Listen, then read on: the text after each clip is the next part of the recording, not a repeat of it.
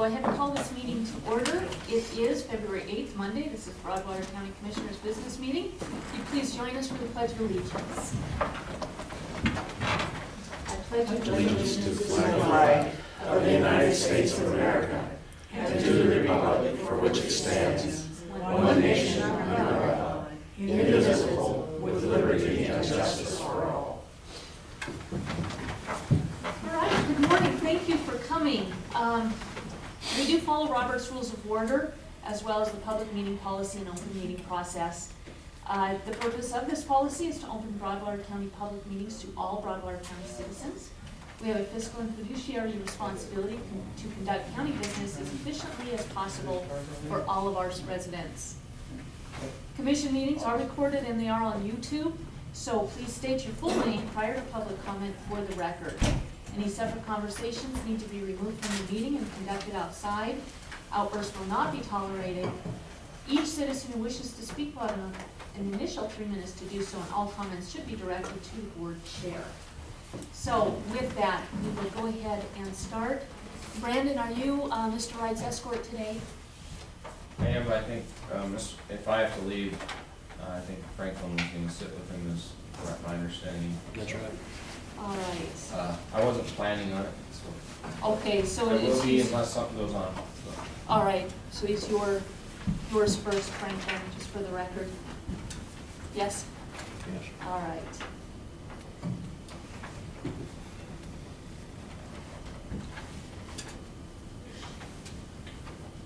Okay, so public comment. Is there any public comment?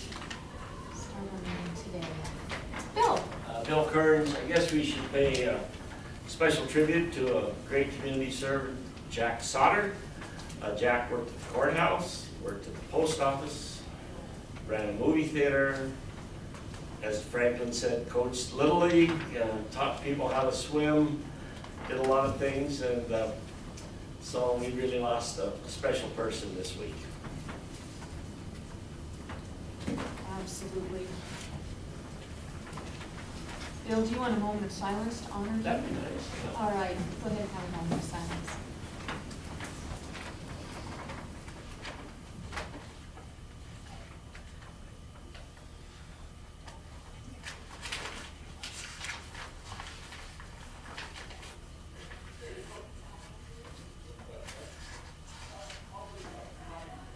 All right, any other public comments? John? Yes, as of a few weeks back, the issue of the banding order was brought forth as to be either and/or eliminated or litigated. And as of time, it has not happened, and yet it's still enforcement, as you know very well, you just did it. What is the chairperson's final decision, because your name is on this document, yours and Elaine's, and Ann's, not Mr. Sucker's. And it's over 12 months old, which if it hasn't been litigated in 12 months, even if it did qualify as a state statutory or especially a county, because it's parliamentary law. It's plain and simple for everybody to know. Parliamentary law is not a law of our land. In fact, it's the most dreaded and hatefulest law of all the laws, because it's killed over 1 million Americans, killed and maimed from the Revolution and the War of 1812. British law, my ancestors. Okay, I demand it be either devoid it and eliminate it, or stand the penalty of standing for it. Because it is an act of treason. Now, will you comment on it, or will you just hide behind the authority that you think you have? Because I'm the one being punished. I mean, you treat me like some kind of 10th grade citizen. And I know what that really means. All capital letters in the state statutory law in the case that you have participated and filed against me. And that makes me, by the corporate law of the state of Montana, their identification, makes me not a citizen, but a servant or a slave to the state. And you're acting this part. You're either in this county as a constitutional county, #1 constitution, or you're over the other county line part of them. Which one are you? Now, there's a lot of questions there, but my first one is the banning order. Will you dispose of it or not right now? Because you'd only stand in signature that has any authority of it. And as a witness, Mr. Slifka wouldn't go for it. Will you answer the question? John, I'm not going to address this issue. I'm going to let legal counsel, but less than a month ago, you told me you were going to make me your victim. Based on that, I'm not Make going you to... the victim. You already are the victim. I've Okay. charged you with treason and convicted you. I can't do no more. I got the document right here. It's been served on you. You know where it is. John, that's enough, no. John, that's enough. Okay, will she either make a decision on it now or not? It's over a year. It's already gone to the Okay. trash can. We're going to move ahead now. So you won't answer. She said no. Okay. Thank you. All right, any other public comment? Public comment? All right. We will move on then to Montana Minute. Franklin, what do you have good to say about our community or our state? You know, in Great Falls last week, and conference there, the commissioner from Cascade County got lined up with the Air National Guard. They come out with buses and haul about, 2 National Guard buses, haul about 80 of us over to their air base there, and went through this briefing room and everything, and then we got to go up on we didn't fly off, but we got crawled up into the C-130s, got to look them over and explain different things. And it was really interesting. They're a pretty good sized plane, pretty interesting. Egg dinner. Huh?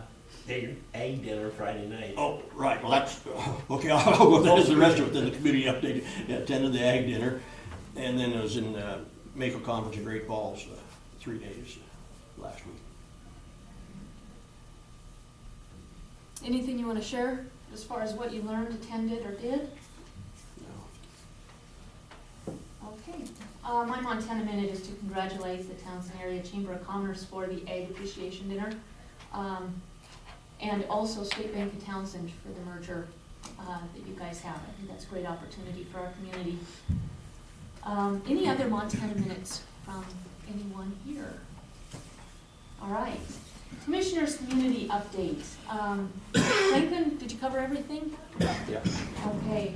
I also attended the Mako conference. It was excellent, 3.5 days. We also had a DES day where we did not only how to address a disaster, but the commissioner's role, which is after the disaster. How do you rebuild? What does the economy look like? How do you address how to get people back to work? It was excellent.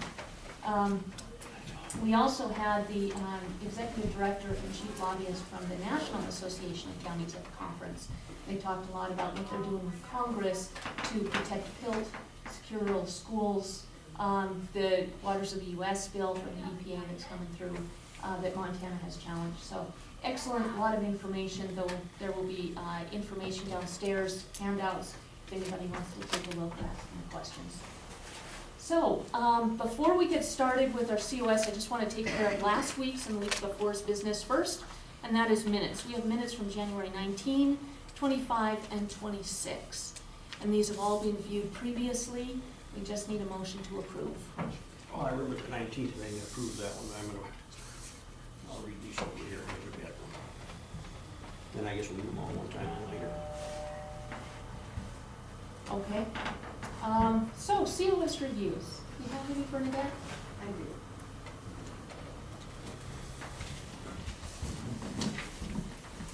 I apologize for the smaller copy. Our printer decided to do a belly dive, so got a new one coming, but right now.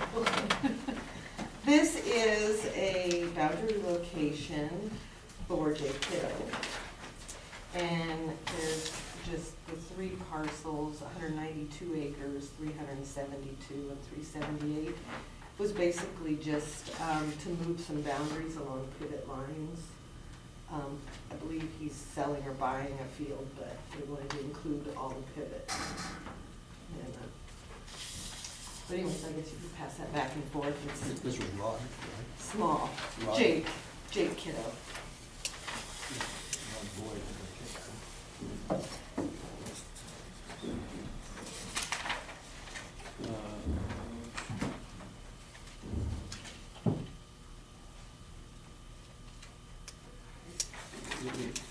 Uh-huh. Is this This is the highway, 285 Mhm. here? Okay.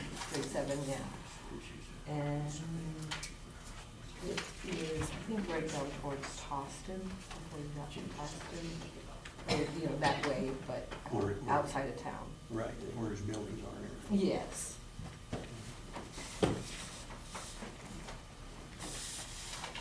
Thank you, I already know this one. Okay.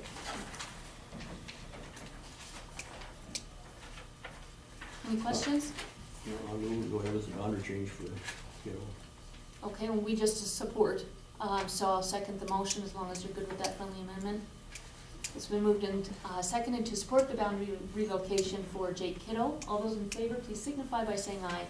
Aye, motion carries.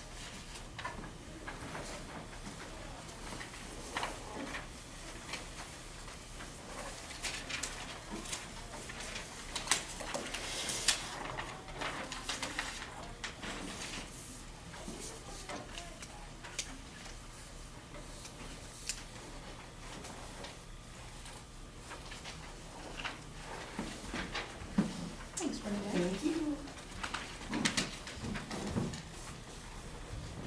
All right, we have about 4 minutes for mail. Give you a minute or two to read those minutes, and then we'll go ahead and get on with the rest of the mail.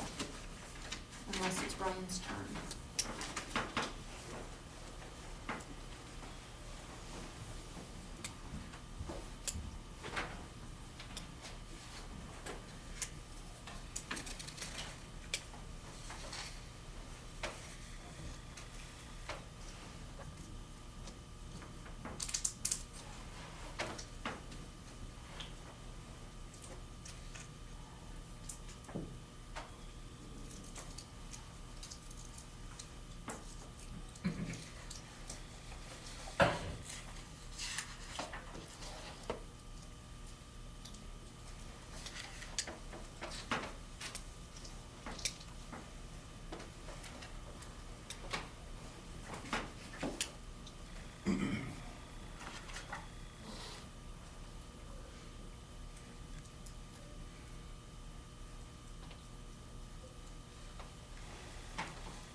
go ahead with the mail if you want.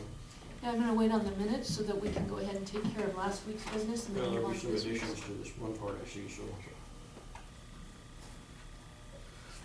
Did you guys discuss the minutes from the 19th, like 2 weeks ago? Were there any edits at that point, after that meeting? I don't recall it, the 25th one. Going through it. I checked again Friday. These were all shared a couple weeks ago with all of us. Those would have gone to you, Franklin, before the end of the month. That's why I checked again Friday. There wouldn't have been one on Friday, because I did not work last week. These all went to you before the end of the Oh, month. I mean, that's what I said. Okay, let's go ahead. I'm not gonna do it right now. Okay, Brian Holmes, Solid Waste Supervisor, monthly update. Good morning. Morning.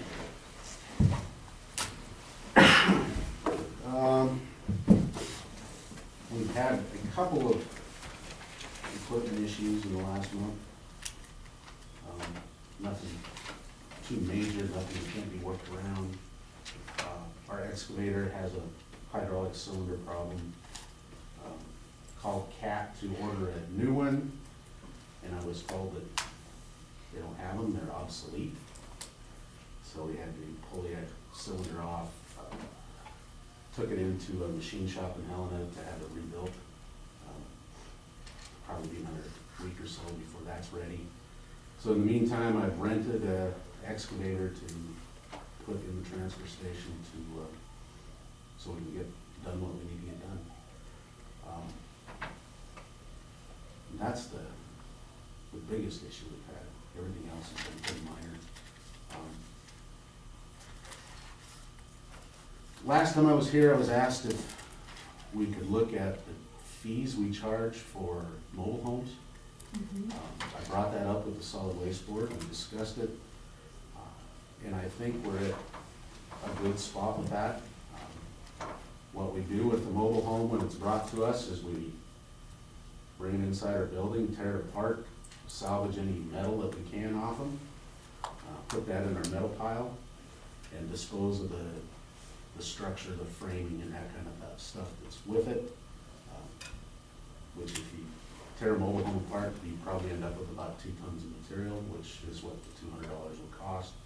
And we take the frame and any other metal that's with it, put it in our metal pile and sell that. So we probably actually make a little money off the trailer house, which I think is a good deal. And having it at that $200 level is not a fee that people are afraid to pay to get rid of them. So they bring them to us to dispose of. They don't leave them sit around in fields and let the wind tear them apart and blow them all over the county. So we said, we'll leave it alone right now. If things change, we'll readdress it later. We did have our metal pile bailed up this last week. Prices took a little bump upward, still not great, but it was better than what I had budgeted for, so I figured to strike while the iron is hot. So we have that taken care of. We should be seeing a check for that metal within the next couple of weeks. We shipped out 89,000 pounds of cardboard in January. We've got a fair price for that with what the market is right now. It's $25 a ton for cardboard, which is better than what the markets are looking like. The Steel, et cetera, who we shipped it to, they were just trying to keep their guys busy, so they paid us a little bit of a premium price for it, so that worked out well. That's about it, as far as what's going on in the solid waste world. What did the iron, what's it going for now? I believe we got $70 a ton for it, which is, I budgeted 60 because that's the lowest I've ever seen it. A couple of months ago when they talked to me, it was at 50, and I said, we'll stockpile. He called up the other day, he said, I'm at 70, you want us to bail? I said, sure, go ahead. Because the markets are so volatile, I don't know where it's gonna be. Changes month to month, and recycle markets are just terrible. In fact, one other thing the solid waste board did was made the decision to do away with the recycling of number 3 through number 7 plastic. There's just no secondary market for that material. And we've been combining all our plastic. So what we're trying to do is get people to separate out their number 1 and number 2 plastic, which is primarily milk jugs and soft drink bottles, clear plastic bottles. If we can get that separated out and get people to start recycling just the 1s and 2s and put the 3 through 7 stuff in the regular trash, then we'll have a product that's sellable. But if we commingle it all, you know, we just collect it in our compactor box and haul that directly to the landfill. So it keeps it out of the waste stream. We take it there in one lump instead of spreading it out over several trucks. So you know, it's a fickle market right now. The economy's terrible on the recycle side, so, and it is for everything in town. So there's a lot of people that are reevaluating what they're doing with recycling. I think we're in pretty good shape, folks. So. Solid Waste Board membership, I have 2 members that are up for renewal. They're both willing to do another term. I have one person that has shown interest in coming on the board for a first term, and I think we still have one vacant position, so. Anybody here is interested in that, just let us know. We should be addressing that today, Okay. shortly, actually, right after you. Okay. Yeah. That's about all I got. Any questions? What was the total revenue for the steel? I don't know yet. Remember? Okay. I don't know what the weights were yet. Ah, all right. I'll Right. find that out when I get the check. But it should be somewhere, I would say a little north of 100 tons of metal. Oh, not bad. All right. Nice surprise. Yeah. Frank, We had any- planned on stockpiling for a while, and they called up and said, you got a pretty decent price. So we have to do it. Absolutely, because you don't know what it's gonna do. And the excavator, any plan there yet? I just talked to the machine shop. It'll be probably another week to 2 weeks before we get the cylinder rebuilt. They're gonna start from scratch and build it the way they like to build them and not deal with the metric system that Cat liked to use. What I found out with our excavator is it's a Mitsubishi machine with a Cat sticker on it. It was made in Japan, and it's a machine that Cat no longer supports. So anytime we have big issues with it, you know, like cylinders and that kind of thing, we're gonna have to build aftermarket to find parts for it, which just takes time. And, you know, the rental market is pretty good. They treat it pretty well. What it does is it kind of makes you spoiled if you want new equipment, but we'll live with it. The hearing Yeah. issue, I would think is. Similar to machine shops would take care of those all right. I've had new ones for machine shops redone. Yeah, it just takes a couple of weeks to have it done, so we're at the mercy of rental equipment for a couple of weeks. Other than that, it's fine. All right. Well, thank you. I have a question that I would like to have answered over the trailer issue, because I was the one that brought the issue up before the commission. All right, John. And the question is, when I challenged the difference between our county charging $200 versus the adjoining counties charging $600, and I've contacted the other counties' officials, and they can't make any money at it, $600. Now, the question is, I asked if you would check it out and find out. The complication is this. First of all, you can't get a 50, 60, 70-foot long trailer into their building out there to work on. It's all got to be done outside. The wind blows them over, causes a lot of inconvenience, and some of these trailers, I'd say the majority of the trailers, these big homes, are from out of county. They were brought here because they were less money. Now, if you're paid to just take it to one county for $600 and you bring it to another county and you only charge $200, that means you make $400 just getting it here. Now, is there something wrong there in the logic? And when, no doubt, there'll be more money needed for the budget, the metals are down, the costs are up, and how it's impossible. So there's a fallacy here somewhere. I'd be more than happy to raise our fees, Well, but would you? I don't think so. no, if John? you As don't an raise, enterprise fund, we have the ability to turn a profit. But as a county entity, I don't think that is our primary purpose. Our primary purpose is to provide a service to the people in our district. from another county. The people that are bringing us those trailers are from Broadwater County. It's Steve Saltzman that brings us the trailers. I don't know where he gets them from. Well, that's what party you should investigate. Well, Because then you would see He runs a what's business in happening. Broadwater County. Huh? Do I ask everybody that I see at a canister site where their waste is coming from? You know, I have contractors that work outside of This Broadwater is County not that bring big us enough trash. in your John, face. Let Now, him finish. the point of John, it is, if you do not charge comparable to our, You're done, okay? huh? Your question time is over. I haven't got an answer. Well, they're not gonna give you one, you know that, so. We keep your If you bring us a trailer, I'll charge you appropriately.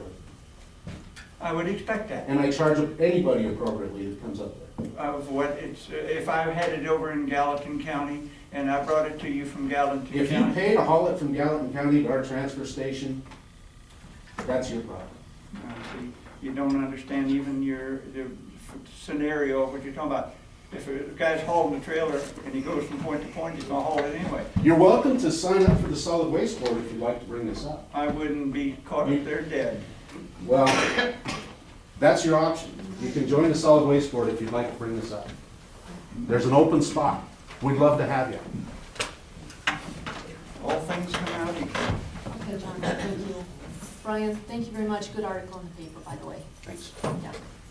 All right, we must be close to 10:30. Got 5 minutes. We'll go ahead and resume mail. I'm gonna guess you're still working on those minutes.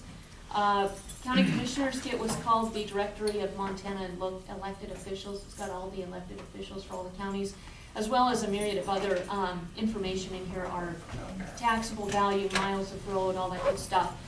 So we get that at MACO. That one is yours, Franklin. We have a third that'll go to our new commissioner as soon as that process is begun and finished. We also have, let's see, American City and County. This is just an informational publication. Rural Montana, and this is from the co-ops. That will be also informational. Magazine of the University of Montana. Just looking at you, Bill. We also have the Esri News. This is for state and local government. Esri is the entity that does the economic evaluations on an annual basis for counties. And we get those, pour over them, memorize them, and then move forward based on what Esri gives us.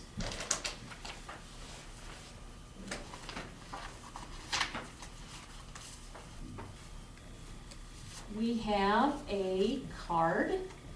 This is from the Senior Center. Thank you, it says. Thank you for all the things that have been done. This is such a great place. That's from Eileen Sharon Obergewich. John McGuire, thank you for your consideration. And that's from Mary Shield, Mary Pat Shield, and wow, thanks, Donna Jensen, Elsie Stroh, Inez Hone, Coralie Horn, Gary Ferguson, Broadwater County Commissioners, thank you from the Senior Center for the funding of our kitchen remodel. We greatly appreciate it. Sheila Haviland. Eileen Perry, much appreciated. Carol McGuire, thanks for Senior Center remodel. And I apologize, I can't read that last name.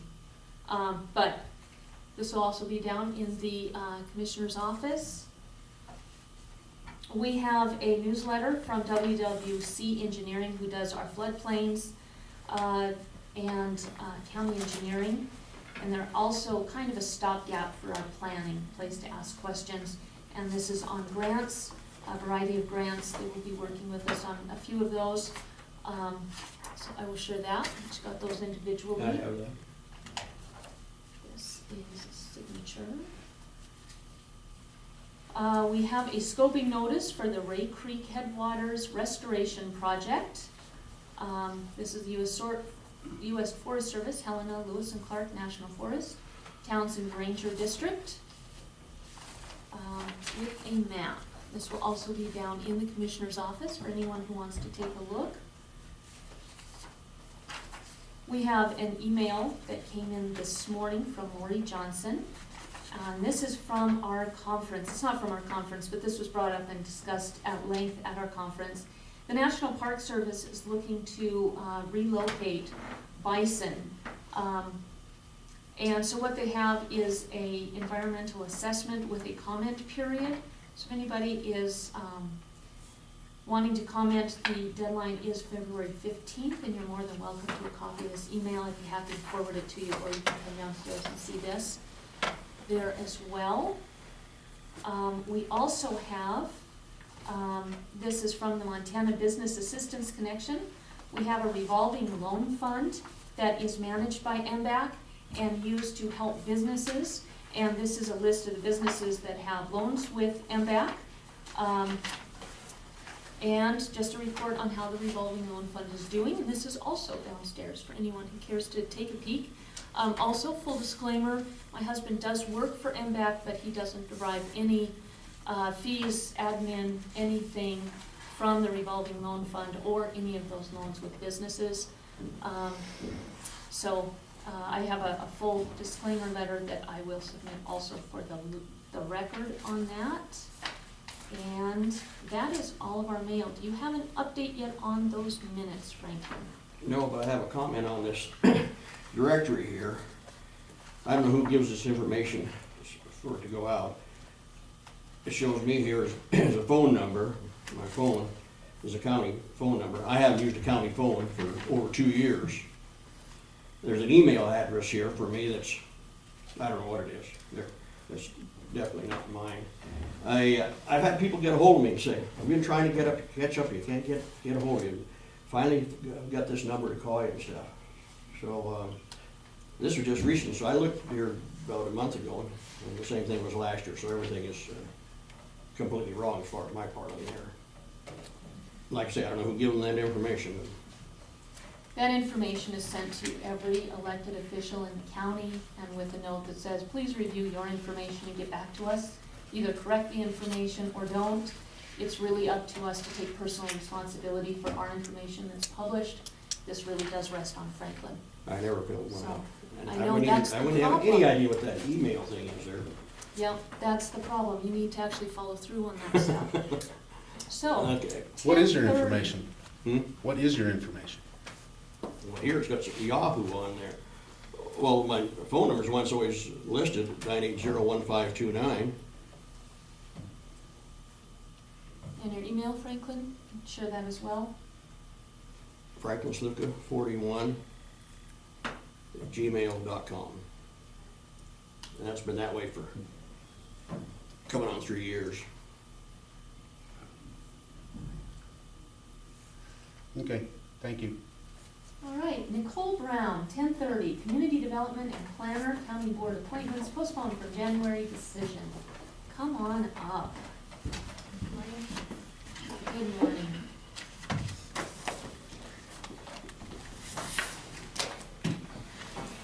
So the information is the same as far as vacancies go from last week, but I will go over them again for members of the public that were not able to be present.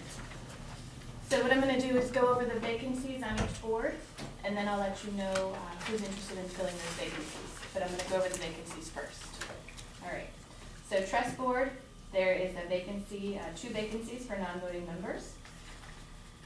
One of them is mine, one of them is Bill Hubbard. Compensation board, this board is broken out into 4 different categories: elected officials, county attorney, county commissioners, and there are 4 citizen positions on the county compensation board. There is 1 vacancy in the citizen category. Fair board, 2 vacancies, one of them being Jessica Crush, as she's now appointed fair manager, so her board, or her term will need to be completed. And then 1 other vacancy there. Museum board, 3 vacancies. Planning board, 1 vacancy. Weed board, 2 vacancies.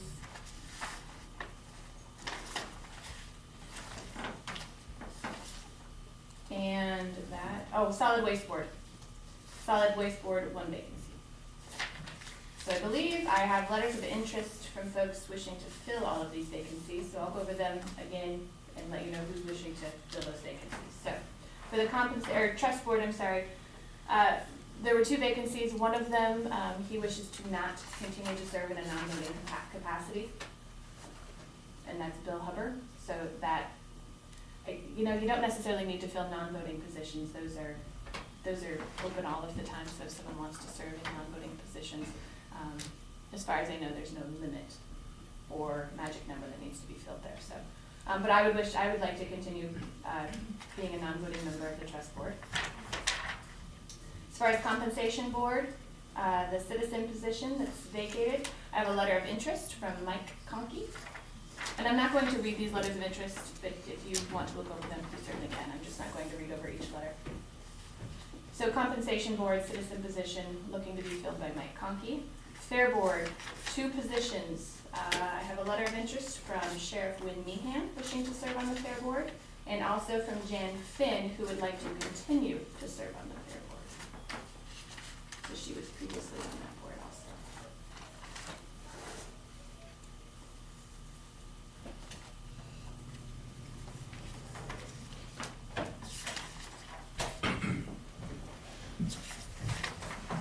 Museum Board, all 3 vacant positions are, I have letters of interest from the folks who would like to stay in those positions.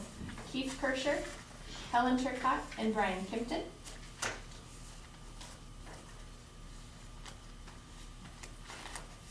So no change there in the Museum Board. Planning Board, Jenny Schaber wishes to continue to serve in the, or on the Planning Board, I'm sorry. Weed Board, Joe Gill. He was a new member last year. He would like to continue serving on the Weed Board. There will be 1 vacancy there. I misspoke when I said all of these were filled. Lonnie Gobbs does not want to continue to serve on the Weed Board, so we will need to fill that position. And I could advertise for that. And Solid Waste Board, I have a letter from Kurt Cunha, wishing to fill the vacant position on the Solid Waste Board. So seemingly the only hole in any of these boards would be that Weed Board position. All right, also, let me just share this with you. This was given to us by Mike today. Yes. All right. And I guess I wanted to ask you about that LAPC. I don't know that when Debbie was filling this role previously in maintaining the boards, I don't know that LAPC was a part of it. I didn't have that on her record. So I just wanted to know if this needs to be added to the county boards list. Is this a county board? It probably should be. This is the first time. Okay. It's in the past been more loose, Mhm. and Mike is just crisping things up, so it probably should be included, yes. Okay. So do you want me just to read over this list? Yeah, if you Yeah, would, okay. then Just, Yeah, I just haven't for seen it. your records and for the county, or I'm sorry, for the citizen. So this is the LEPC board. These are positions that the DES coordinator Thank would you. like to see filled on the LEPC board. So the chair would be Mike Conkey. Dwayne Halverson would be the vice chair. Don Thompson, secretary. Laura Obert, Franklin Slipka, Wynn Meehan, Mary Alice Upton, Ed Schindel, Mike Speedy, Mary Mystic, Allison Costo, Julie Lethert, Nicole Brown, Tim Rouser, John, I never get this right and I'm so sorry, John. John Kuglius. Thank Kuglius. Oh, sorry. Johnny K. Charles Gross, Richard Majak, Bob Colbreth, and Bill Huber. And there's that position currently vacant for the county health department. So.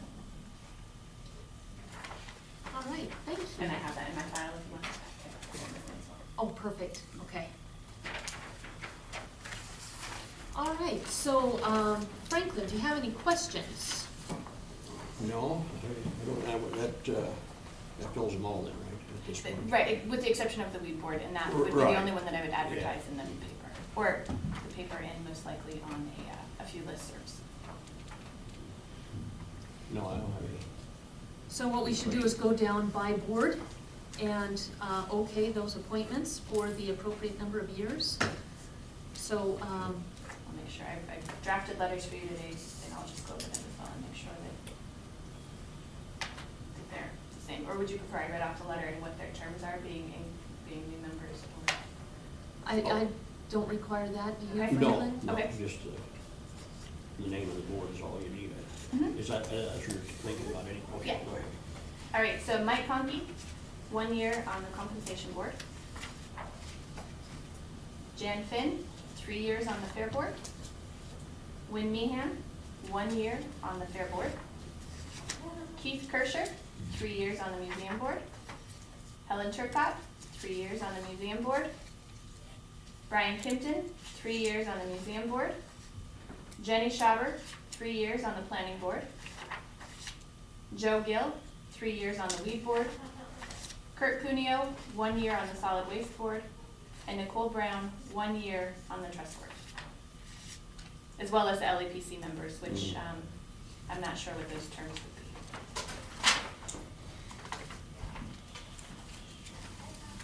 All right, what say you, Franklin? I'll make a motion to appoint these, fill these vacancies with the names that Nicole just read off. Okay, names and terms? Yes, as stated by Nicole. All right, I'll second the motion. It's been moved and seconded to go ahead and appoint all the members presented for all the boards presented and the terms for those as presented by Nicole. All those in favor of that motion, please signify by saying aye. I lost track of it. Second, is that what he, no, I agree, vote, okay. Yes, Sorry, I'm voting. I'm just distracted. I got Aye, on track. motion carries.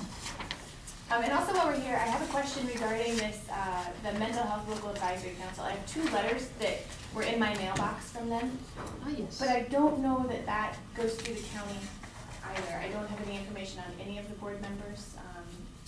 I think I know who the chair is. But so I just wanted to know if this should be added to county boards also and something that is also managed on this, in the same package. It should, yes. Okay. It is a county board. Do you want us to act on those now too? You know, if you would like, I have 2 letters of interest to serve on the board, but I don't know anything about the vacancies, but, you know, or what the capacity is. Okay, Yeah, we can what word is this? Mental Health Local Advisory Oh, Council. okay.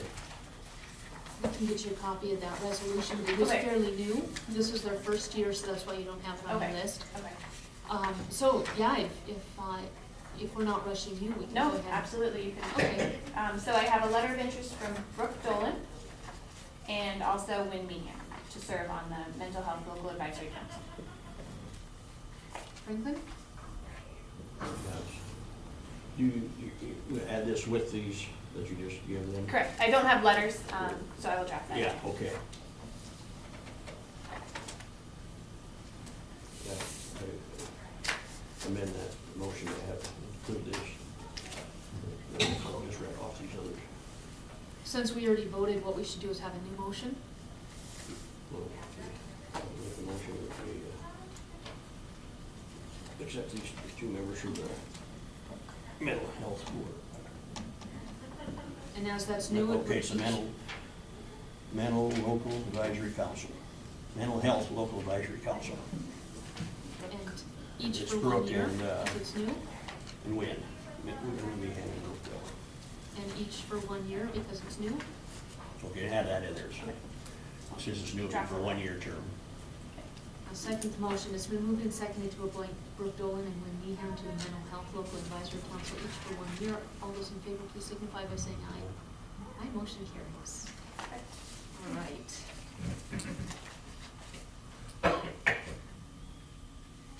Okay, Mike, do you have an original letter for the LAPC that you want signed, or would you want these copies too? This is the letter that goes to my, yeah. Thank you. And here's Anna.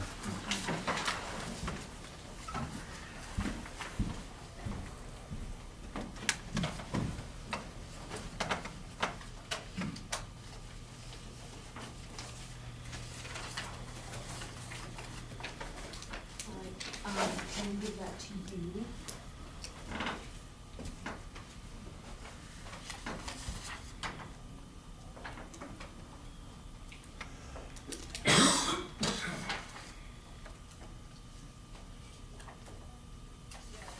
I assume that resolution is in the clerk recorder's office. I'll just get it myself.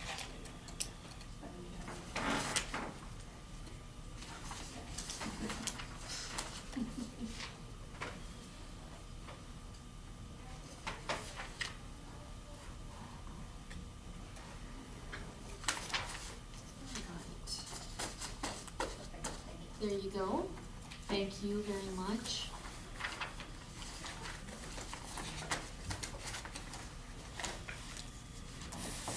I think that's it, right? That's it. Okay. wonderful, thank you again. Thank you.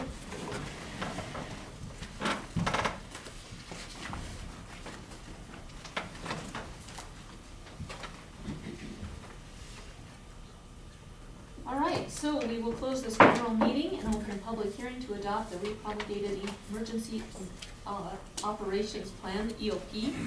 Mike, thanks for coming up. Hello, my name is Mike Hockey, DES Coordinator, Disaster Emergency Services Coordinator. This is a repeat just because we had the wrong location due to a traveling meeting to Montana, which was a great success.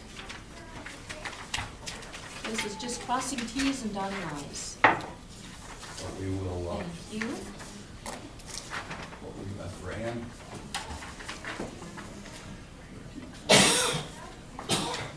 That's so that I don't have enough for everybody. I'm really glad to see so many citizens are interested. I'm sure it's because of this, because I'm here. You'll have to share those. I didn't bring it up.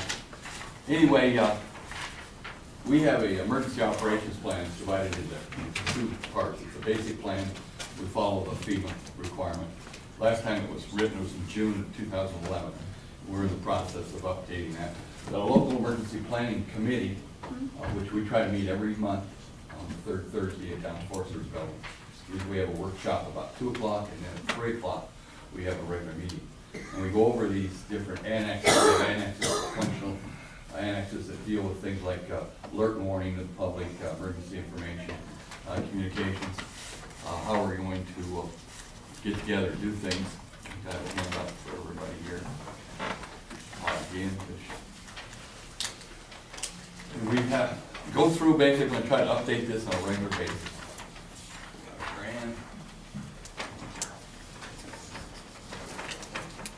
That's those out, please. Sure. You know, I didn't make enough copies. Basically, the basic plan is kind of overview of the jurisdictions, how we're going to have emergency operation, how we're going to organize it, and what different policies we have. For instance, then the functional annexes are down below there on tabs A through L, and then we have some hazard specific, and M through R. One of the things we do have that's over the local public health nurses is we have an emergency plan for public health. And that's kind of a standalone plan, but it actually fills under this. We just kind of let them have that themselves, kind of specialty area, special emergencies. And one of the things we do, for instance, just recently we had a training class on hazardous materials response in case we get a train wreck in Broadwater County. How would we respond? And we just what we're teaching aids, those please. So we look at our mission. Our mission is primarily life safety. It's the most important thing. Protect the public as well as protect the emergency responders. And we look at our risk management policy the county has adopted as part of this emergency operations plan. Is that we try not to, if there's life lost already or if there's property lost already, we're not going to risk emergency responders like law enforcement, fire department, or EMTs. And then we operate under unified command. Unified command structure would be like for hazmat, it'd be the fire department having jurisdiction. We have 3 fire departments in Broadwater County. There's the city of Townsend Fire Department. The southern end of the county, there's the Three Forks Rural Fire District, beginning about mile marker 1 down. The rest of the county is covered under the Broadwater County Rural Fire Department. State law delegates the responsibility for hazmat response to the Board of County Commissioners, and then go ahead and redelegate that. It's called the Emergency Response Authority, and they delegate that to this emergency operations plan. They delegate that to the fire department jurisdiction and the sheriff's office and the responsible party.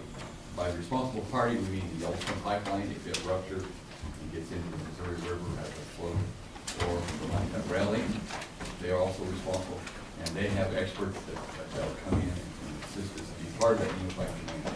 They're going to cover all costs, also reimburse the county for its operating costs, for overtime for the sheriff's office, and we can do evacuations, things like that. And they're going to cover all the costs. That's all covered by state law. And basically, what each county has to do is put together a plan. And this hazmat response plan is just one example of what's in here. And you can go through there and kind of see how we're going to respond, establish command. Number 2 is how we're going to approachment strategies. Number 3 is how I'm going to isolate the area.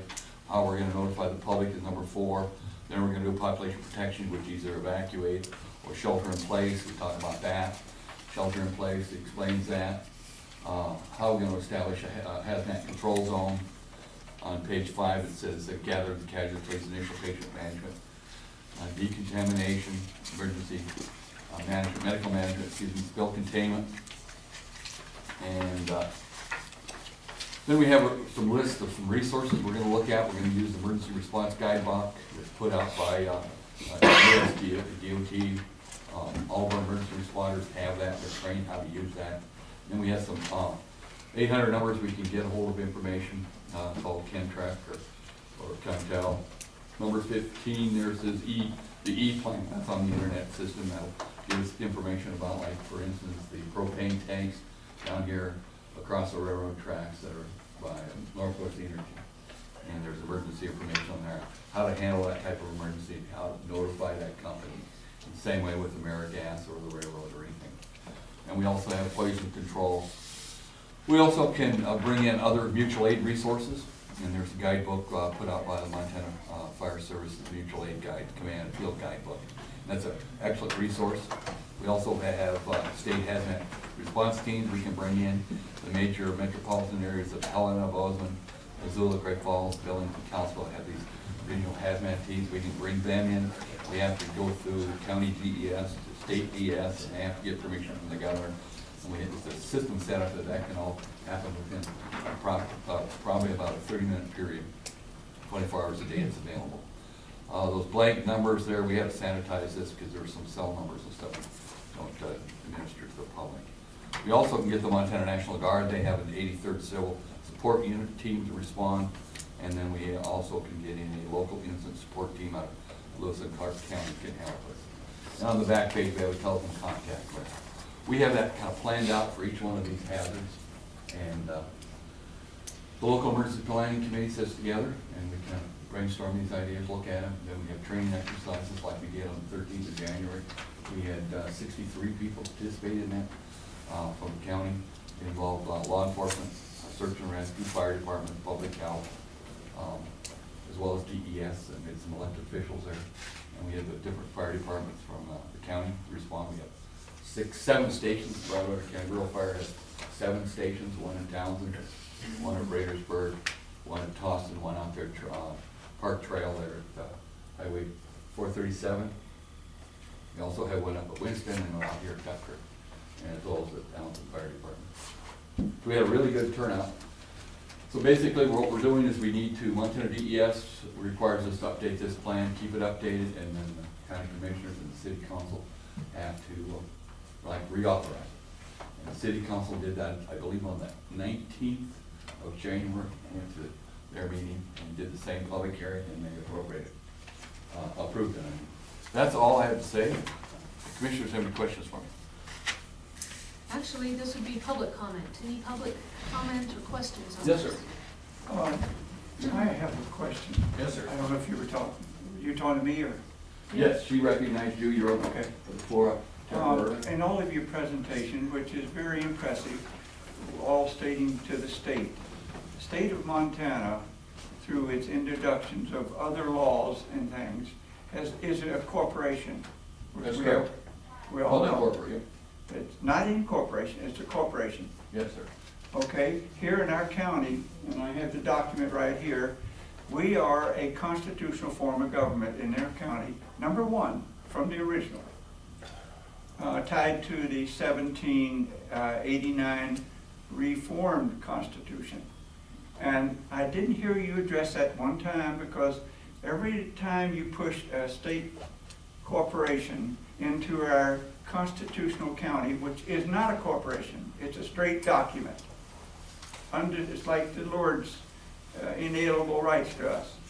Every time you quote state statutory law, it interferes with our county business, and I never heard you address it. Would you address how this possibly can fit to each other with our constitutional form of government in this county, which is still present and has been since day 1? Yes, I'll try to address that. Best of my ability, John. I'm a farmer from Toston, and I've been DES coordinator in our county before, and I've gone out with some incident management teams.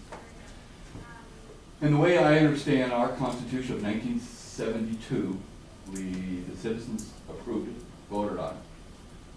Prior to that, we had that constitutional convention, and it replaced the 1889 Constitution, I believe. You're talking about the state constitution. State Constitution. Right. And then that gives all legislative power to the Montana legislature.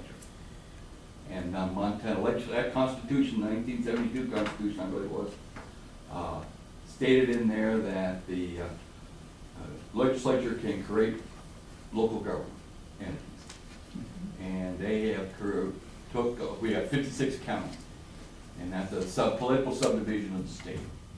And then the county commissioners have authority. They have legislative, judicial, and executive authority under the state constitution and Montana law.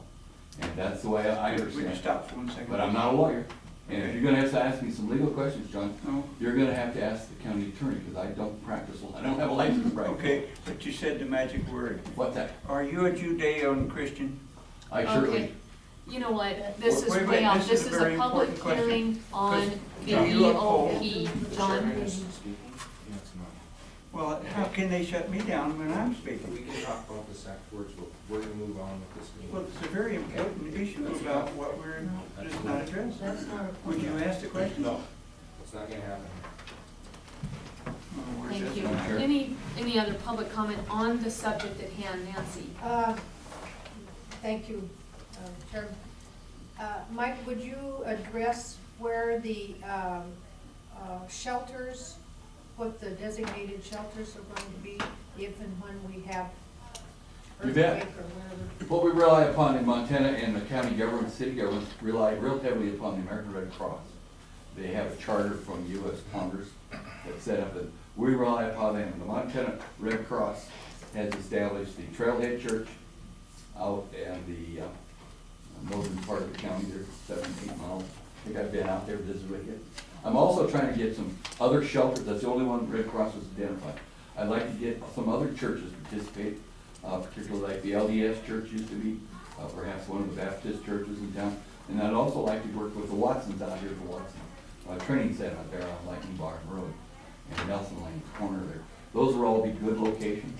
I'm working with the Montana Red Cross, or Broadwater County Red Cross representative downtown, to try to get more Red Cross sites.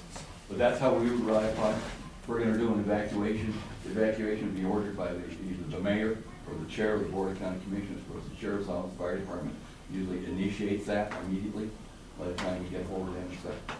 And then we'll call the American Red Cross, their state hotline, and they'll end up calling down and they'll activate a shelter.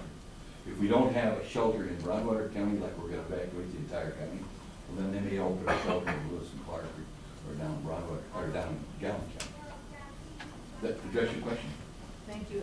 You will pursue other shelters then? I'm in the process of doing that, yes, those other locations. I kinda have to work with the American Red Cross, as they're the ones that go in there and sign the cooperative agreement with the shelter provider, either the school or the church or what, and then do the inspections. There's a liability issue there that the Red Cross has all that insurance and everything's all taken care of through that organization. I don't wanna put the burden of the liability cost on the board country. Thank you. Any other questions? All right, seeing none, thank you, Mike. We'll go ahead and close this public hearing, reopen our regular commission hearings. So we have decision to adopt repromulgated emergency operations plan, EOP.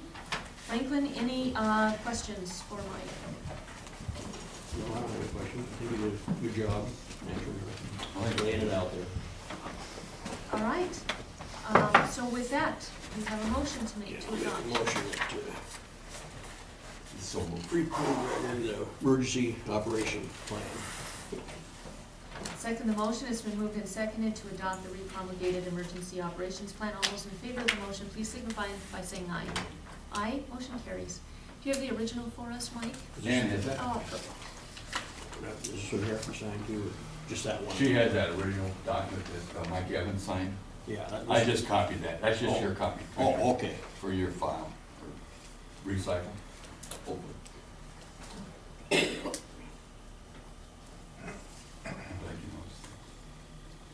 Lois.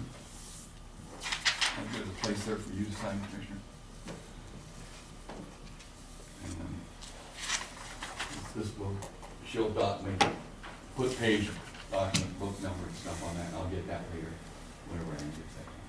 All right. And then we'll send that in to Montana. Anything That else sounds good. for me, Commissioners? No, Yeah, nice that's a good job. meeting. Thank you very much. Thanks, Mike. I wonder what everybody's here for. You. It wasn't me. Partly. All right, 11 o'clock, we have commission management decisions. Define interim sheriff, commissioner application process, hire HR administrator, payroll assistant, sign department heads' timesheets, and also at the bottom of the page is personnel policies. So with that, the first thing I think we need to take care of right now is hiring an HR administrator, payroll assistant. This position was vacated when our employee went to another department. We have a letter that was introduced to us 8 days ago. What say you on that, Franklin? And you know what, before I take the motion, just to let you guys know who might not know, our personnel policies define the hiring process, and this has been done no less than 6 times in the last couple years. We've had a couple of new positions open and a couple vacated with retirements. So what we do is a department head comes to the commission and says, I have a vacancy in my department. We say, okay, go ahead and start the process. They then advertise, following the process. They pull together a panel to review the applications, to do the interviews. We follow a process. This is all from HR training, from MAPO, from our HR consultant. Then at the end of the process, when a decision is made, the department head comes to the commission and says, I've made up my mind, this is who I want to hire, and the commission says, okay, then we go ahead. We've never had any glitches, we've never had any issues with this. So we do have a process that started about 2 months ago with the accounting department. Again, the assistant left to go to the extension office.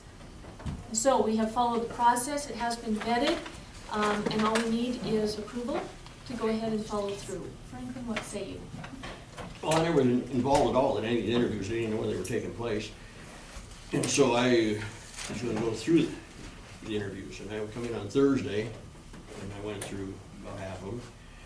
And I come back Friday, and the county office is closed, and nobody there till Wednesday, so I haven't done any more.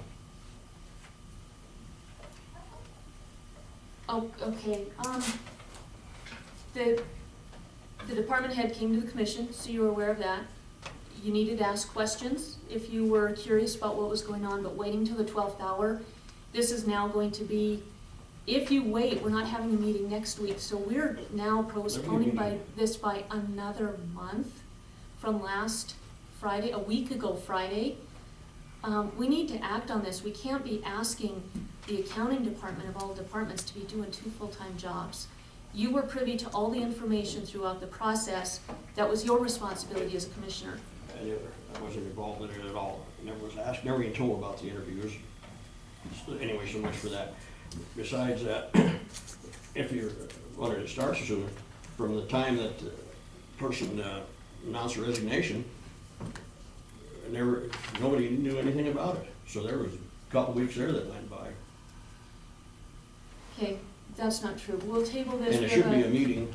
We have a meeting with Michelle this afternoon. I'm gonna ask all department heads, especially those who are part of the interview panel, to please come back for that meeting at 1:30 with Michelle. Brian? In regards to this, who's responsible for the late charges that we as department heads are seeing on our invoices because nobody is processing the claims in a timely manner? Is the commission gonna pick those up, or do we have to eat that as a department? I would say, since this is a delay caused by a commissioner, that it should come to the commission. It shouldn't be on your backs. You know, I submit claims on a timely basis, and they're not getting paid on a timely Well, basis. the claim should be going through, Debbie had asked for every 2 weeks, I think it was, instead of a weekly one. And they're not We being agreed processed that. on a timely I don't know what she's basis. been doing on that. And if it's because of nobody was kept in the loop, I don't feel I should have to take those costs on my department for something that is out of my control. When I follow the process, I've followed from day one. Understood. Now, if I miss an invoice and pay it late, I'll take those charges every day. but the ones that have been submitted on time on a regular basis, and I'm seeing service charges for the bill not being paid on a monthly basis, I think there should be some reconciliation from the commissioners to our departments for that. Or at least own up to it. The that county it's should have been able to handle all that. Hey, Brian, if you all of a sudden lost your entire staff and you were responsible for all solid waste in the county for about a 2-month period, would you fall behind? I believe we would. It's a big job for one person to do. It's more than one person can do, plain and simple. Same with the There county. would be things that would not get done. Mhm. We would have to prioritize and trudge through it. Yeah, It wouldn't be good. no. It's the responsibility of commissioners to be responsible, to follow the process, to know what's going on in the county, especially with department heads. And Also gotta be Yes, Brian. informed. I'd like to make another comment too, that, you know, in the past, when we've had vacant positions or new positions, we have asked commissioners to be on the interview team.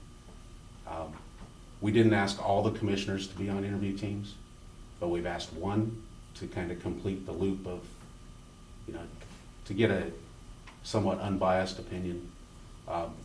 So I don't see why, in this case, all commissioners have to be involved in the interview process, if the policy was followed from the beginning. That's just point of order, you know. Right, yeah. You know, if commissioners want to micromanage the county, then you're gonna have to be hiring a lot of people, because there's a lot of us that won't put up with it.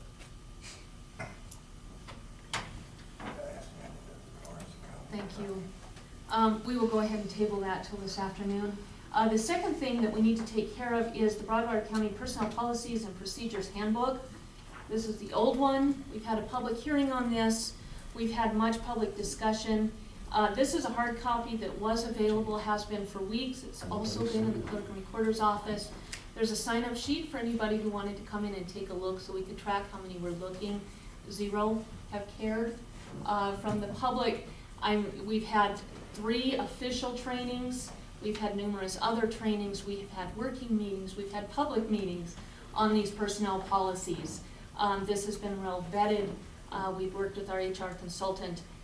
We need to go ahead and adopt. We've spent money to get this done. Franklin, are you willing to make a motion on this? No. Okay.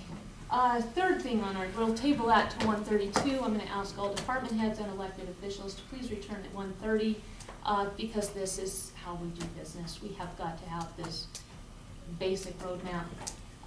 Third And I went thing, through it, and there's some things I'm not agreeing with yet. There's a lot there. It takes quite a while to go through all that stuff. okay, the third thing, Brian, did you have a question? I'm just wondering why those questions weren't asked when we had the training on it, instead of now when everybody thinks it's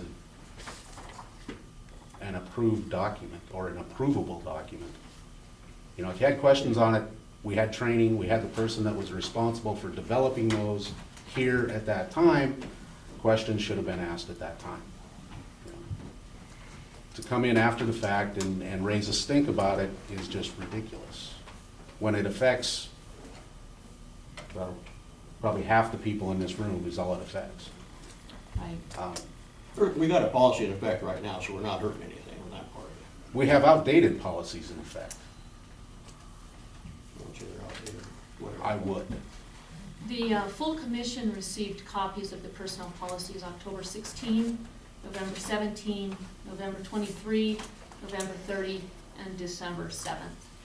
So just include that as part of the record. Third thing we need to take care of before moving on is timesheets. In both the old personnel policies and the new ones, and per HR direction, we should be signing the timesheets for just the department heads. I understand this is not something you're supportive of, but I want it on public record that they have been reviewed and signed by one commissioner. So I'm going to go ahead and give these to you to review. If you have any issues, please make those those comments known. Otherwise, we'll go ahead and just put in the record that there were no comments, pro or con.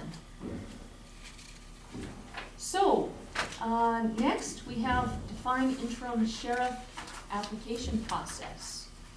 When there was one application for sheriff for the interim position, and that was yours. So it's my understanding, and the county attorney is here, that we can go ahead and just appoint you, is that correct? That's With your, a that's vote? your pleasure. All right. Thanks for the Franklin? support. Let it know we're having lunch today. Does one application constitute a qualified pool?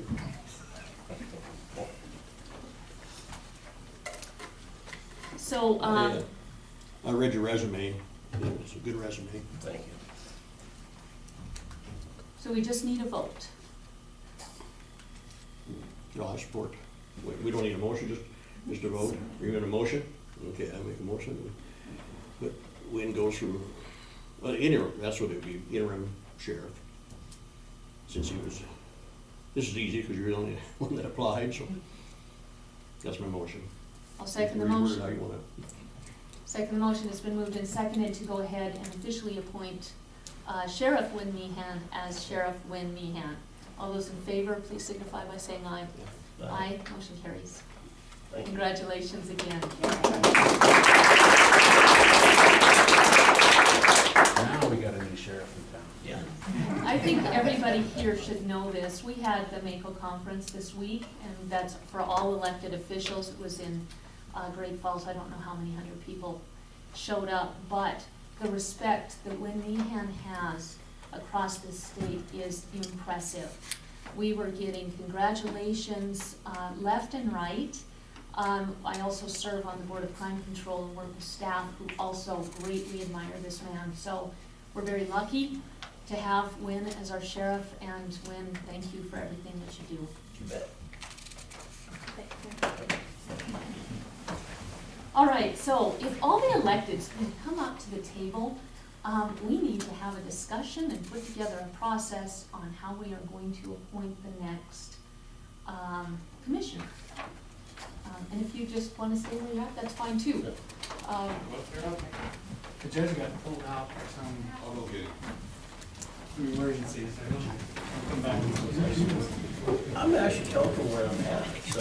Actually, I understand you serve at the pleasure of the commission, so you're a department head until you're elected in your own right. So you're off the hook. Here comes the power struggle.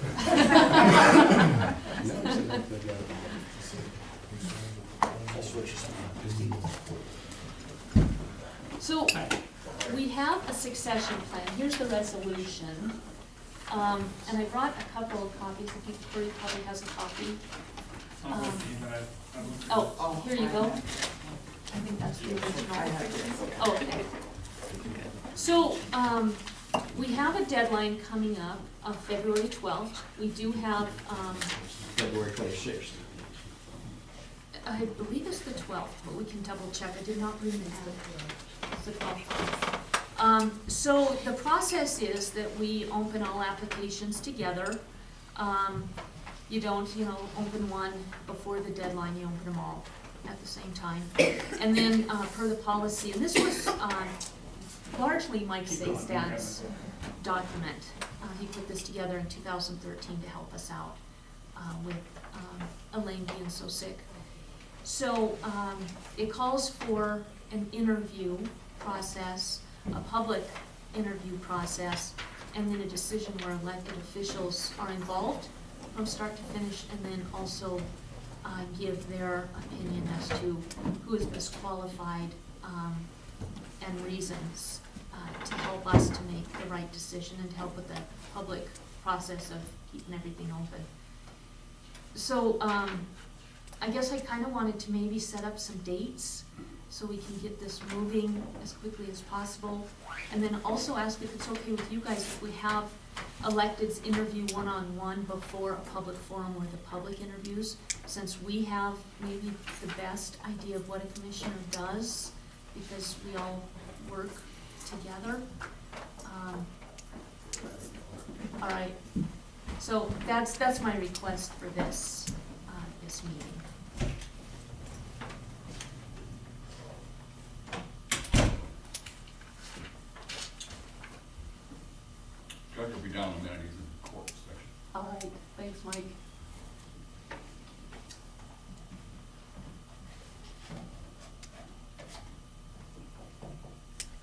So are you asking for comment, or what do you want us to do at this point?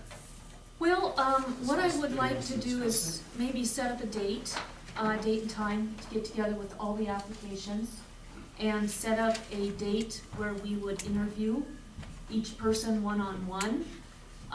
You and I talked about this a little bit. It would be a public process, but you would only have one interviewee in this room at a time, so that the rest wouldn't hear the questions and you wouldn't have, the third or fourth person being able to sit and plan out and sketch out answers where the others are a little bit more spur of the moment. And then probably an evening forum, like at the school, where all the candidates are there and can give and take. Bottom line, it still falls to Franklin and I to make the decision, but with you guys involved, hopefully it would help us to actually avoid a stalemate. I'll provide a comment up front of this. I mean, this, I don't think there's anything good or bad necessarily about the plan. It's not, the statute doesn't provide for this, right? So we all understand, I guess that's what I'll tell you. This is voluntary. This is not a mandatory way to do it. The statute provides that the commissioners appoint, if there's a vacancy, the third person.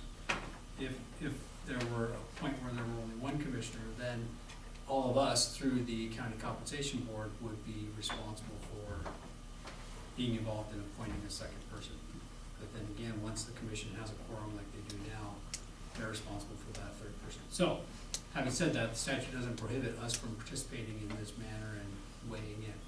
If there's a public official who, for whatever reason has misgivings about weighing in, you're not required to do that.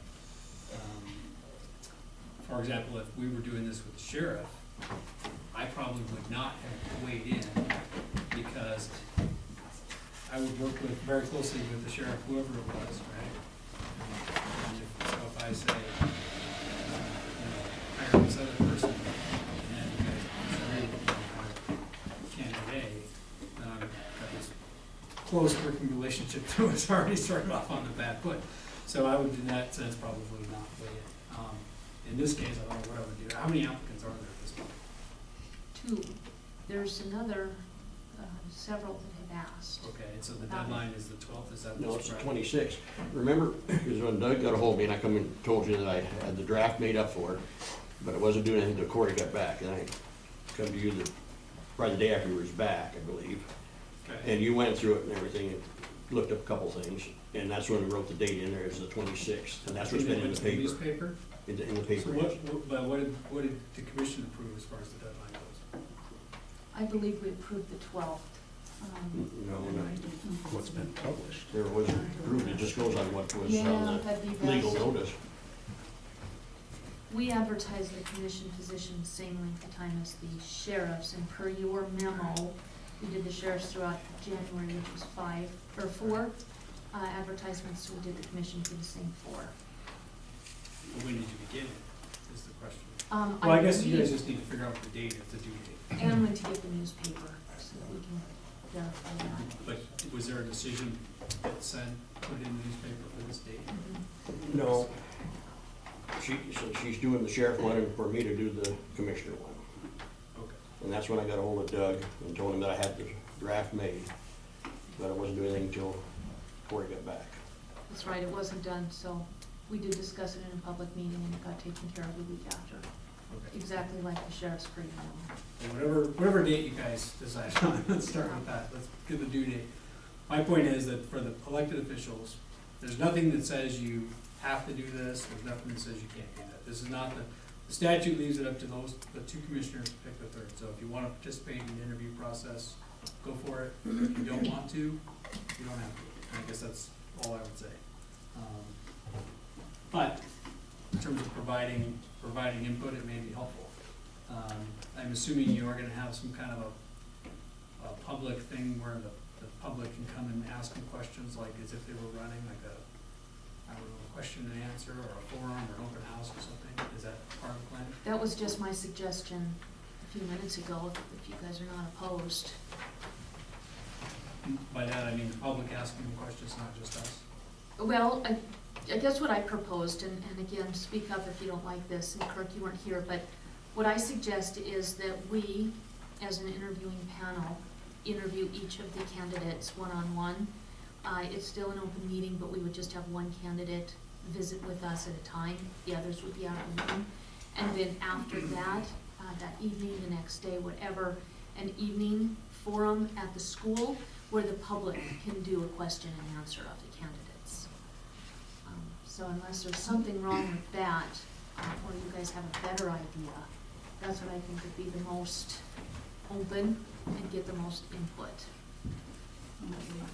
I agree with Corey. I think that as long as the public is involved and give them a chance to question both the candidates, that's a very important thing. So, and I would be opposed to sitting in on the interviews as well. So. What was that, Kurt? I missed the first part. Greatly appreciate it. I just said that it's very important that the public has a chance to ask questions to both candidates and express their concerns with whoever. And then, like I said, I would not be opposed to sitting in with the interview process as well and getting my feedback on it. If that's what the commissioners would like us to do, I'd be welcome to give my opinion as well. So. Thank you. I would agree with that. We just figured the calendar's getting full, so. Well, First thing we gotta know is when's the deadline to close the applications before we can start the interviews. there was a legal ad put in by Franklin that says the 26th, and a legal ad, an application put in by me that says the 12th. So it looks like it's the 26th. We'll have to defer to the later date. So that gives folks another 3 weeks to go ahead and decide if they want to put in their names for this interim position and hopefully also to run, but they're not obligated to do both. So we're a little premature, I guess. We'll just re-meet here in 2 weeks and decide on dates. So I think to do it this early, we don't know our schedules yet unless you guys wanted to solidify something now. Well, that's gonna put you in March. I'm gonna go get my calendar. In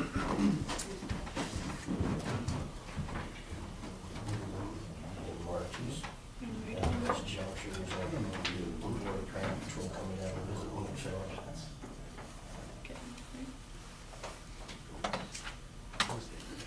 So we'll meet on the 22nd, the deadline that Friday.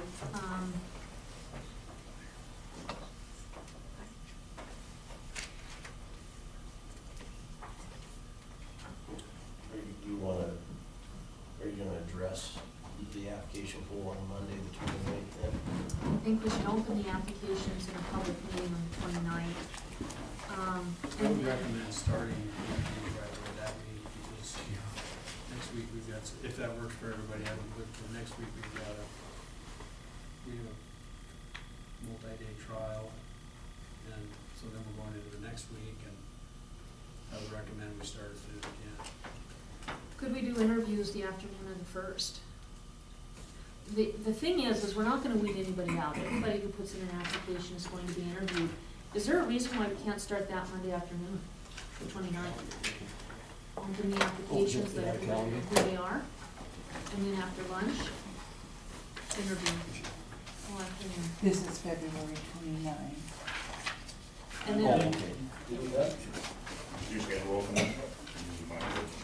Here's February down the. how about a public forum Tuesday night? The Is it 1st. next week? We can Next schedule that Monday's right now. holiday night. Right. So we don't. I'm double booked city council and museum board Tuesday night, but I don't need to be there for the public. Oh, right here. Here's You the don't holiday need- right here. Right. I don't need there. So we meet. And we'll meet meetings the are 16th. always bad for me. Yeah, they're tough. Are you saying that you want all of us there for the evening one? I thought that was the public. It is the public, but I think that the elected to the county, the leadership team of the county should be there to see what happens, what the answers are, what the interaction is. How about Wednesday evening? Wednesday would probably be easier for me. Say again? Wednesday would be better, because we have city council. And what's the date of that? March 2nd. And then a special meeting Thursday at 10 o'clock to appoint. or at least to have the discussion and hopefully to appoint. How's that sound? That's pretty fast. I can do Wednesday evening. Calendars, yeah. Okay, 6:30? Okay. Now, you wanna say those dates again, You betcha. please? 29th, which is Monday, Okay, we'll start, depending on how many applications we have, at 12:30, okay. interviewing. And that'll be the electeds, asking questions one-on-one with the candidates. And then a public forum at 6:30, the evening of the 2nd, Wednesday. And then 10 a.m. commission meeting on Thursday, to have public deliberation and hopeful decision on a third commissioner. Did you say Thursday for that? Uh-huh. So were you looking at a Wednesday evening also? Wednesday evening instead of the Tuesday evening. Okay, gotcha. So that would be March 3rd, is that Thursday? Yes. Second, evening,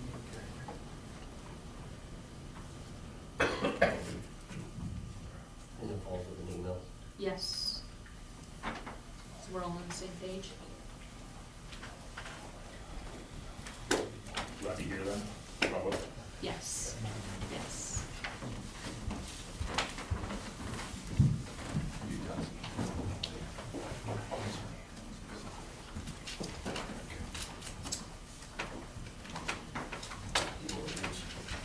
The application for the position was shared publicly. I think this is a great example of why we need a third commissioner. So we are on the same page. Yes, Bill? I'm Bill Upthegrove. I would, to Corey's point, to all the electeds, this county needs stability, and I would hope, unless there's a conflict of interest, all the electeds would participate fully to support our two commissioners with good information about the people being interviewed, to help them make a decision. I mean, there's no doubt that they don't always see eye to eye, and I think they need you to do this thoroughly to help in this process. And as our elected representatives, we won't get to do that until the open forum, and we would hope you would represent us all well in picking a good candidate for this county. Thank you. Thank you. Any other comments, John? Yes, I have, once again, coming back to the round thing. Everything you're saying right here with the group of people, which are all good people, we've elected them. But you're mixing apples and oranges. We have a constitutional county. The constitutional laws and orders are number one, not 10th, not 100th. And like Corey and I had a discussion earlier this morning about how do you deal with the situation that we have a constitutional form of government upheld by our officials and they're still fully intact. How are you changing them now? The question really is this: if you don't abide by the law that's laid down for us, which is our constitutional, and this county has voted and kept it intact from day one. Now you're mixing the apples again, and you're asking for opinions, even to have the citizens to come in and comment. Now every one of our elected officials has an oath of office that they swore to the Almighty to uphold the inalienable rights of a citizen in this county, which is right for life, liberty, pursuit of happiness, right to own property, and right to use it. Now, you two commissioners are the ones left, okay? So the authority to act as constitutional officers, according to your oath to uphold the Constitution, is to do it constitutionally, not state statutory corporational law. It's that simple. Now, why can't you just follow tune of the Constitution as it's written, providing us citizens in this county with our inalienable rights? Because it's not happening right here with this group. They are being, in other words, what you're doing is you're authorizing them to supersede the other commissioner's authority, and his or hers authority is equal. When Elaine pulled out, Laura, you lost 50% of your power and 100% of your control, And that's what the problem is right now. So let the ball fall where it is, and you two commissioners make the decision to work it out, or go to the terms of the end of the contract that we have with Elaine. Period. Okay, Can thank you you. respond to that? All right, so any other public comment? All right, yes, Barbara. I'm sorry, but I don't see that there's anything wrong from day one to day 2 to day 96 for our elected officials to ask for an advisory group to help. I think all of us are not complete in ourselves. And asking for public opinion is the only politic thing to do in this county, because we do have 2 commissioners who do not see eye to eye. And if John and I sat on the same board, I'll tell you for sure, we wouldn't see eye to eye either. We'd be friends. Well, of course, we try to act civilly together. And I think it's wonderful that the elected officers are all willing to help in this process, because it's vital. You know, our county needs stability, as it's already been mentioned. And that's where we need to start. And I thank God for all of you who have been elected, that are willing to serve and give your time outside your office time to help to build our county. We're all community supporters here, I hope. And that's how we want to work. We want to work together and not apart. And I love Laura, and I love Franklin. He's a good old county person forever. And I think that you could work together if you really worked at it. And thank you very much for those of you who are willing to help our commissioners to do their jobs. Thank you. Thank you. Oh, my name's Barbara Kirscher. Thank you. Any other public comment? All I right. have a comment, it's not public, but just unrelated. Well, I guess I would say this, I would say, you know, we've talked about a lot, we talked about last year and the year before, it's just leadership and trying to work together, you know, agreement or disagreement. So I would just say whatever I can do to help, whether as a lawyer or just as somebody giving advice, I'm happy to do it. You had made a comment right after Wayne got worded, and I just wanted to go back to that real quick on the pleasure of the commissioners. So if the office is not elected, meaning if the county says we appoint the sheriff, as a general rule, the sheriff's not normally elected, then that person serves at your pleasure until the vacancy is filled. But in this case, because the office is elected, his appointment that you just voted on is good all the way till the election is certified on at the end of, I guess, however long it takes a week after the election.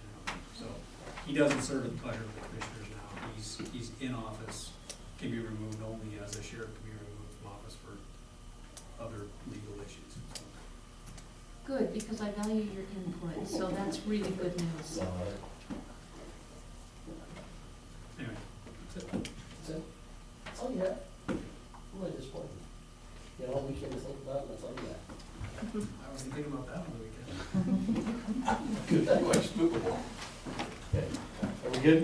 We are. Thank you very much, you guys. Really appreciate it. Thanks again. Thank you. And see you at 1:30 if you guys don't mind. Yes. Thanks.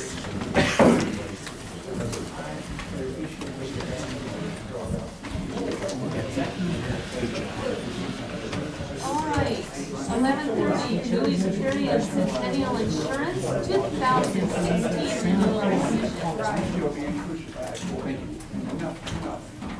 Hi, Julie. Hello, how are you guys? Very good. How are you doing? Good.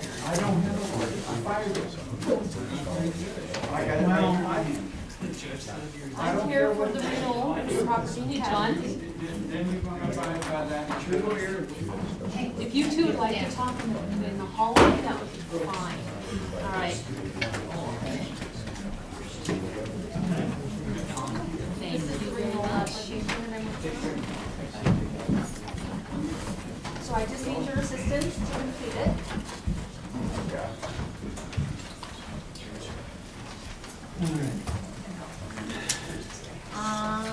you ready? Yes. All right. I have the designated risk management as Mike Honky and Brian Holmes still.